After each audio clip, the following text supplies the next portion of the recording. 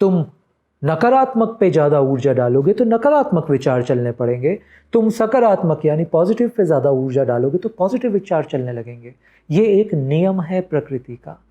इस जगत में सब कुछ इस प्रकृति के नियम के अधीन चल रहा है। और अगर ये सत्य है, जो कि मैं बोल रहा हूँ ये सत्य है, तो कहाँ कॉम्प्लिकेशन, कहाँ चतुराई की कोई जगह रह गई है? प्रणाम गुरुदेव। यह प्रश्न श्रेयांश और राजेश जी की तरफ से आया है और ये पूछ रहे हैं आपसे कि गुरुदेव, कहते हैं कि अध्यात्म के मार्ग पर सरल और सहज व्यक्ति आसानी से आगे बढ़ जाता है और चतुर, चालाक और बुद्धिमान पीछे रह जाते हैं। स्वयं में भी कई बार चालाकी और बौद्धिक पक्ष की प्रधानता दिखती है। जीवन को सरल, सहज और प्रेम प्रधान कैसे बनाएं? धन्यवाद। इस प्रश्न का एसेंस है कि मैं जीवन को, हम बहुत चालाक हो गए हैं जीवन में, मैं जीवन को सरल कैसे बनाऊं, क्योंकि सहजता सरलता में साधना आसानी से हो जाती है। ये एक सेंट्रल आई थिंक थॉट है इस प्रश्न का। इस प्रश्न पे मेरा प्रश्न है आपसे, चालाक किसने बनाया? आपने मुझसे पूछा कि जीवन को सरल कैसे बनाएं। मैं आपसे पूछता हूं, जीवन को चालाक किसने बनाया? कैसे बनाए आपका जीवन चालाकी वाला, जो आप अब इस चालाकी में फंस गए हो और आप पूछ रहे हो कि अब चालाकी से सरलता की तरफ कैसे जाऊं? कैसे बने चालाक? पता है आपको? कभी सोचा आपने इस विषय पे? आपने खुद बोला है कि चालाकी, चतुराई भर गई मेरे अंदर। कैसे? इन्वेस्टिगेट किया, खोजा कभी कि किस चीज ने मुझे चालाक बनाया? मैं कुछ चीजें खोलता हूं आपको।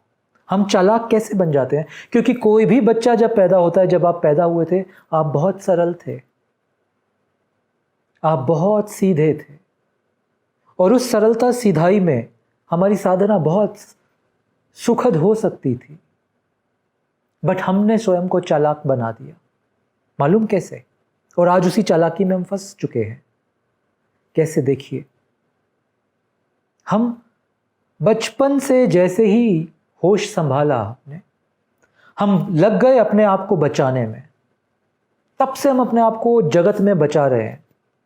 कोई हमारा नुकसान ना कर दे, कोई हमारा फायदा ना उठा ले, कोई हमसे कुछ ले ना जाए छीन के, किसी से हमें कोई दुख ना हो जाए, कोई हमारा फायदा ना उठा ले।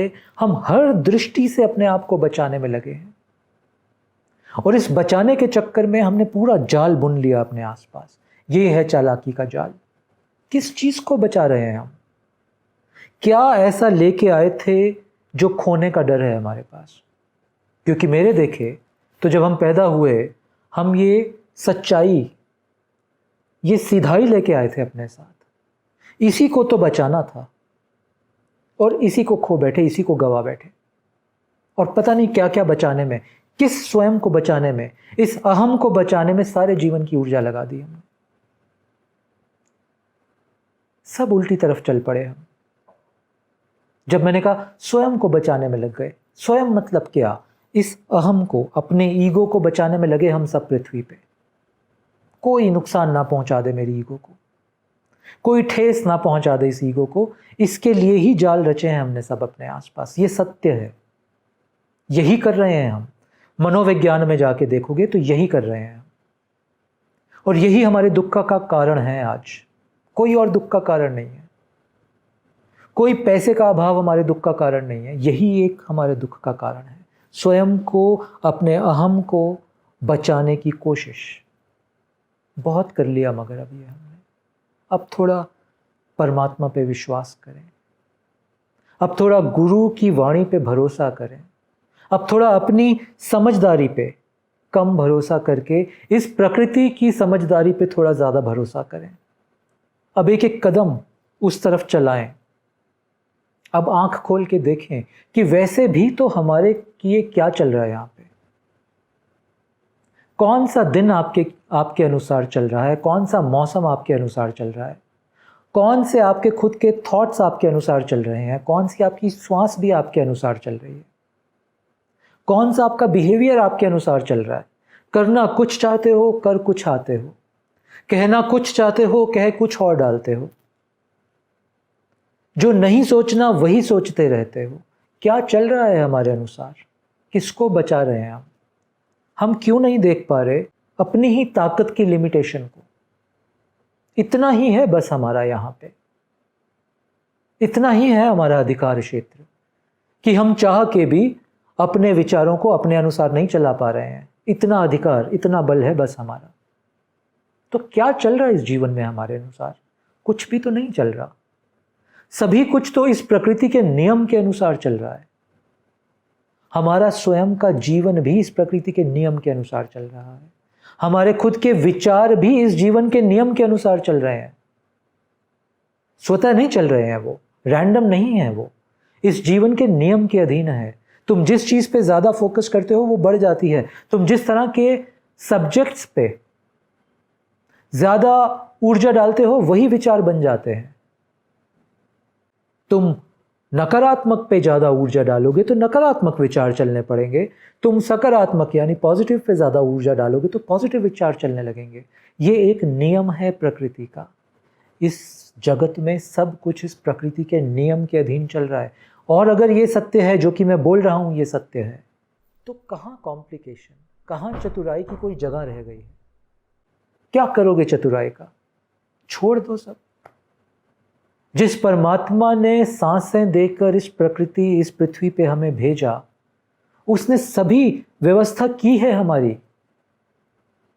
जब तक ये जीवन चलना है उसने इस जीवन में सारी व्यवस्था कर दी आपकी। कितना अन्न आपने खाना है, उस अन्न की व्यवस्था पहले की जाती है, फिर आपका जन्म किया जाता है। ये प्रकृति बहुत इंटेलिजेंट है। आपकी चतुराई नहीं चलेगी यहाँ पे। कोई कीमत नहीं है हमारी चतुराई की। हाँ, बस हमारी चतुराई हमारे दुख के भवन को प्रोटेक्ट कर रही है। दुख का भवन मतलब अहम का भवन। हमारी चतुराई हमारे ही अहम के भवन को प्रोटेक्ट कर रही है। इतना कर रही है हमारी चतुराई, और कुछ साथ नहीं दे रही है। तो क्या साथ देगा? निर्मलता, भय मुक्त हो जाना, ये जान लेना कि ये जीवन इस प्रकृति के नियम के अनुसार चल रहा है, मेरे अनुसार नहीं चल रहा। तो क्यों ना मैं भी अपने को प्रकृति के इस नियम से जोड़ दूं? क्यों मैं इससे पृथक अलग टूट के खड़ा रहूं? कब तक टूट के खड़ा रहूंगा? तो बह रहा है ये प्रकृति का सफर, बहता हूं साथ में इसके। क्या बचाओगे यहाँ पे? किस धन को बचाओगे? सत्य तो ये है कि हम खाली हाथ और नंगे आए थे यहाँ पे। सत्य है ये, यही सत्य है। और ऐसे ही जाएंगे हम। ना कोई मान जाने वाला है, ना सम्मान जाने वाला है, ना फेसबुक के लाइक्स जाने वाले हैं, ना धन संपत्ति जाने वाली है। और जाने के समय ये कुछ बचा भी नहीं पाएगा। और जाने के समय इसमें से कुछ साथ भी नहीं लेके जा पाओगे। तो क्या बचा रहे हो? समझो अपनी बुद्धि की लिमिटेशन को, समझो अपनी चतुराई के जाल को कि कैसे अहम ने ये जाल बुना है। एक बार ये बात स्पष्ट हो गई, ये समझ गहरी हो गई, थोड़ा प्रकृति से जुड़ो, प्रकृति को देखो कैसे अद्भुत तरीके से काम करती है। फूल खिलते हैं, सडनली कहाँ से मधुमक्खियाँ और भंवरे आ जाते हैं। कौन बोलता है मधुमक्खियों और भंवरों को आने के लिए? उनका खाना तैयार होता है, उनका जन्म हो जाता है। नई मधुमक्खियों का जन्म हो जाता है जब उनका खाना तैयार होता है। नए भंवरों का जन्म हो जाता है जब उनका भोजन तैयार हो जाता है फूलों पे। कौन कर रहा है ये कौन चित्रकार है? ये कौन चित्रकार है?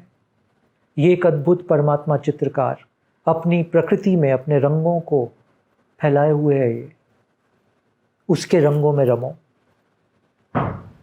हम खाली आए हैं, हम बस उसके रंगों से अपने आप को रंग कर सकते हैं, अपने आप को रंग सकते हैं।